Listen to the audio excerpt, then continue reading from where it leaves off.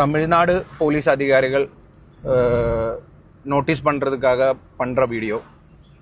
நாங்கள் கொடைக்கானல் இருந்து திருப்பி போடிமெட்டு வழி கேரளாவுக்கு திரும்பி போகிறோம். நேற்று முதலாக போலீஸ்காரங்க சும்மா வண்டியை தடுத்து விட்டு நைட்டு ட்ராவல் அலோவ் பண்ண முடியாது அது இதுன்னு சொல்லிக்கிட்டு சாரை கவனிக்குங்க அப்படியெல்லாம் சொல்லிக்கிட்டு பைசா வாங்குறான். இன்றைக்கி இப்போ டிண்டிகல் ரூட்டு தான் போயிட்டு இருக்கேன். அந்த கொடைக்கானல் இருந்து ஃபுல்லாக பைசா போடுங்கிறா. Kerala registration, other state registration வண்டியை பார்த்தா ஸ்டாப் பண்ணி ஓகே ஏதாவது ப்ராப்ளம் இருந்தால் ஃபைன் போடுங்க, பிரச்சனை இல்லை. பெரிய ஃபைன் சொல்லிக்கிட்டு அது கம்மியாக சொல்லி அதை கொடுத்துட்டு போங்க, ரசீட் ஒன்று வேணாம் சொல்லிட்டு வாங்குறாங்க. அது தப்பு.